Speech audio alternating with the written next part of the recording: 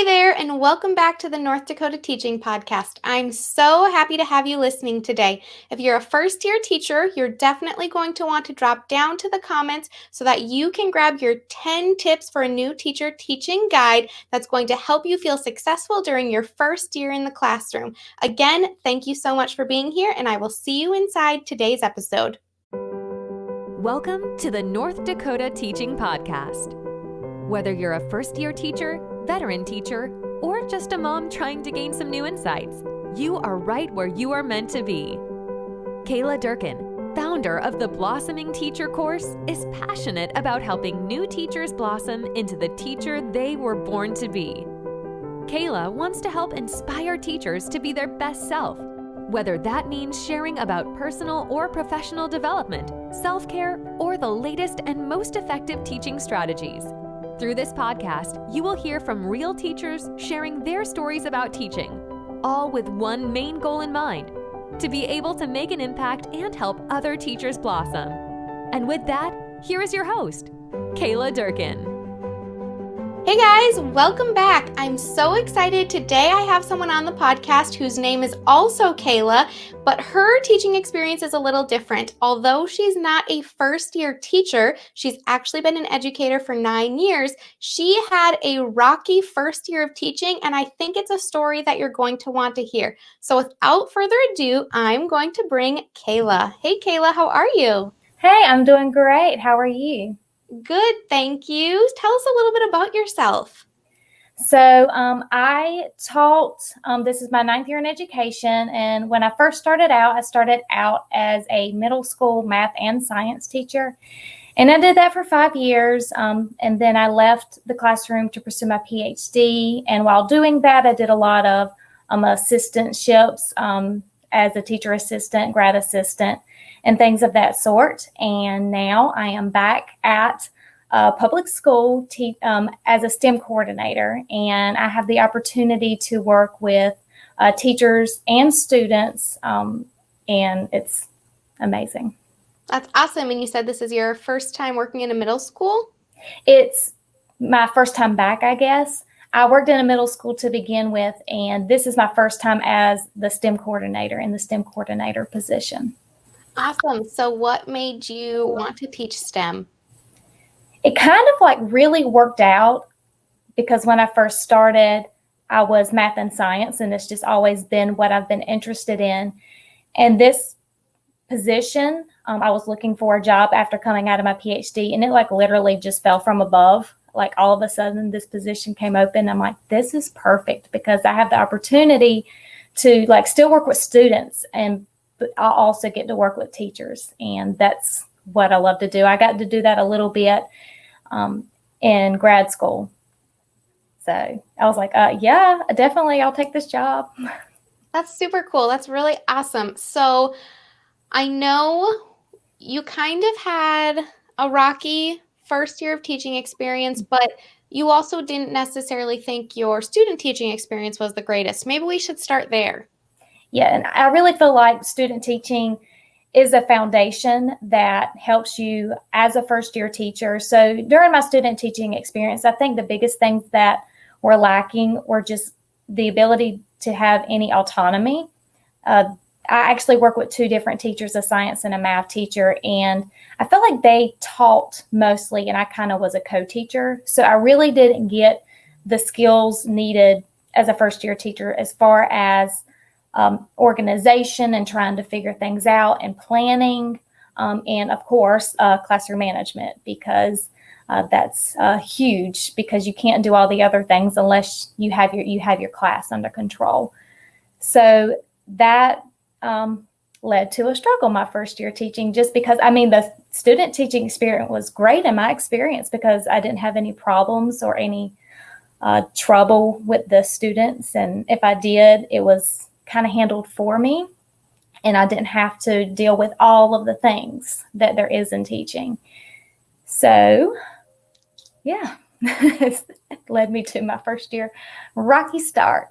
So you felt like you just weren't planned and prepared enough. You didn't know how to organize things. You weren't really sure where to start. So kind of walk us through that, help us visualize where you were as a first year teacher and what some of the struggles were that you went through? So I will say that's another thing, the schools that a student taught at compared to the school that I taught at in my first year, they weren't totally different, but they were. So whenever I come in, I had students of very diverse backgrounds that I just wasn't expecting. So I had, of course, behavior problems, but then there were also just different needs that I was not aware of and did not have experience with student teaching. That was very difficult to deal with because as a first year teacher, you have a lot going on. You have stuff coming from everywhere. You got stuff coming from your team, then you got stuff coming from the principal, then you have stuff coming from the district, and you're like, do this, do that, and you're like, and first year teachers this year, oh, bless you, because this is such an interesting year. But it is also a good opportunity, I think, to learn a lot of different things as well. But going in, there were a lot of challenges that I was not expecting, the classroom management wise, meeting certain needs. And then, just as simple as once I got graded my papers, I'm like, what do I do with them?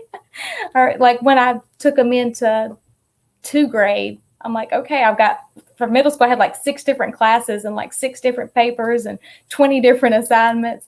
And I just didn't know how to handle that. So that's just another thing that was a struggle. Oh, definitely.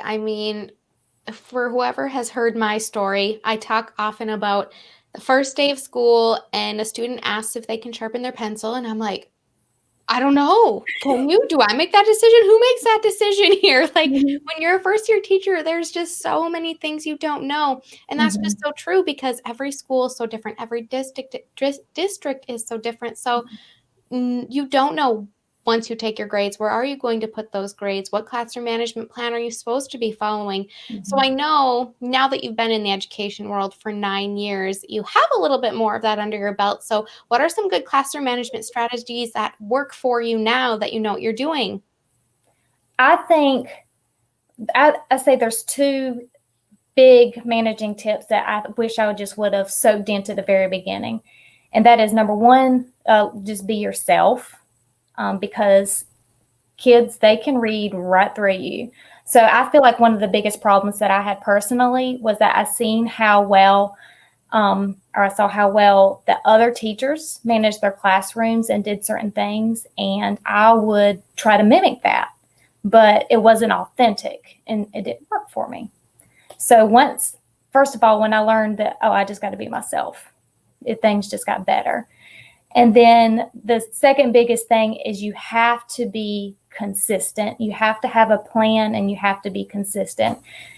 And because students can tell, like, well, I did the same thing as so-and-so, but you didn't do blah, blah, blah. They know. So if you have a plan, well, this is step 1. If you get it, in trouble or whatever the issue is, this is step 2, this is step 3.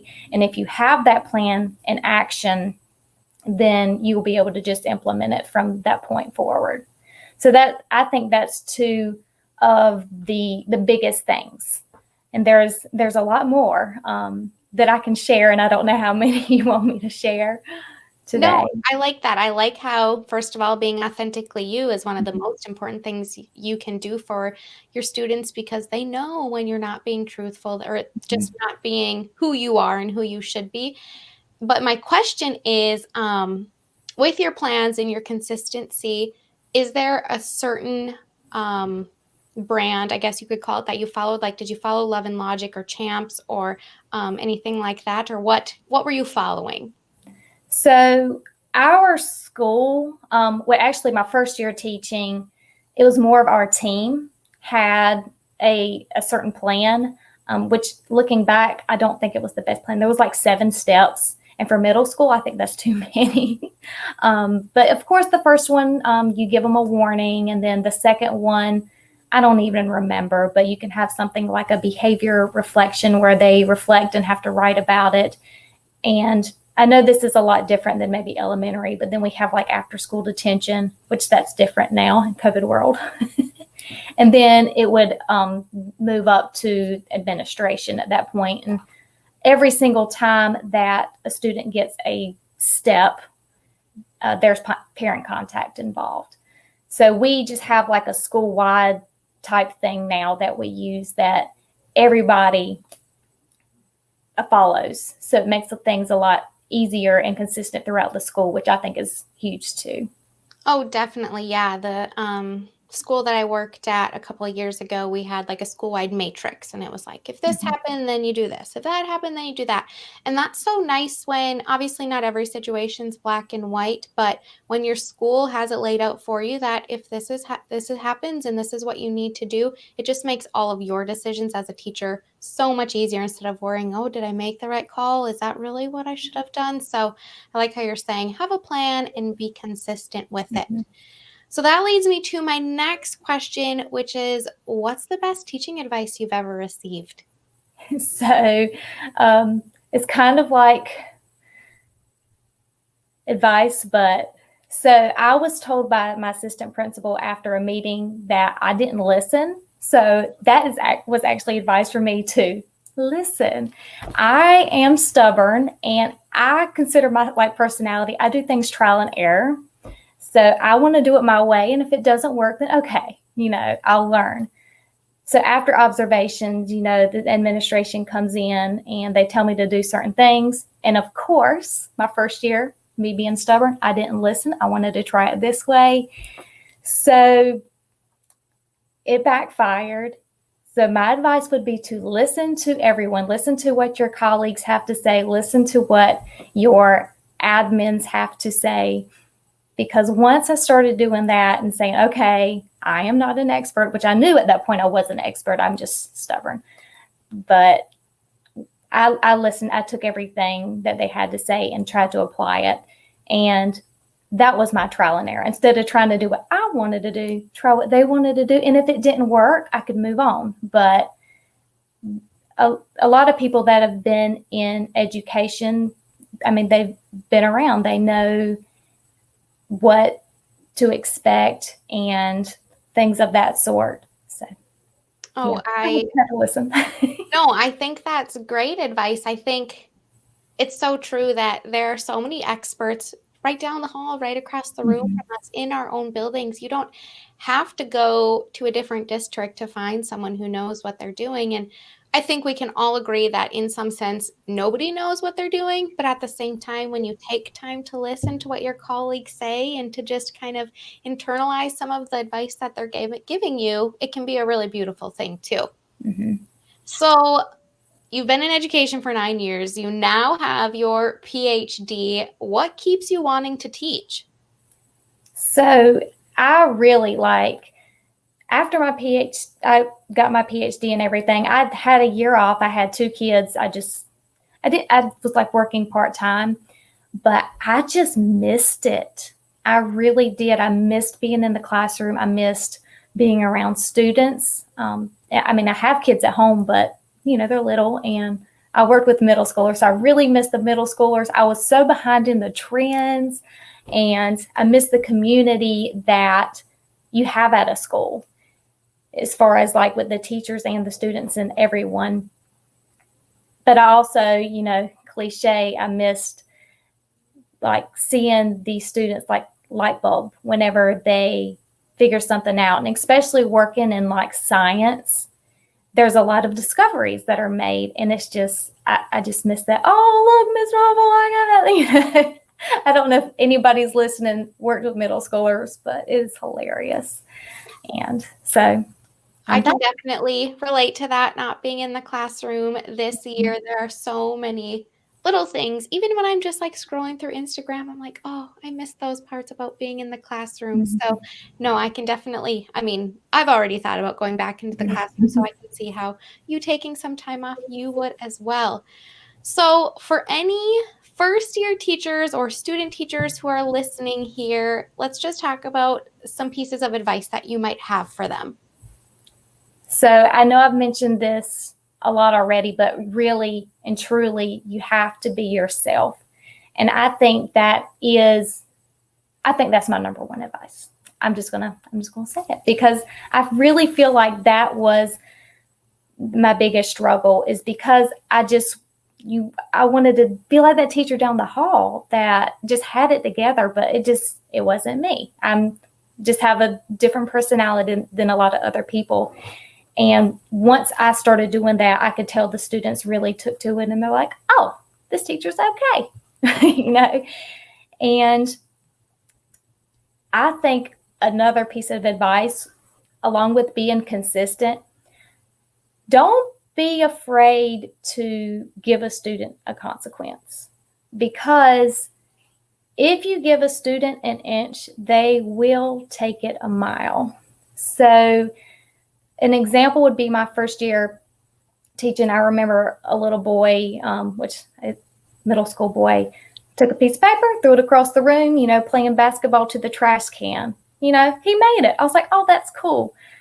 But then all of a sudden, everybody else wants to do it, and then they do it all the time, and then things escalate. So just know ahead of time that just not happen. We don't throw paper across the room. It's not a thing. The end. That's your warning. And you have to do that. If you think for a minute and say, do you want that to happen in your classroom? And if you don't, you got to stop it.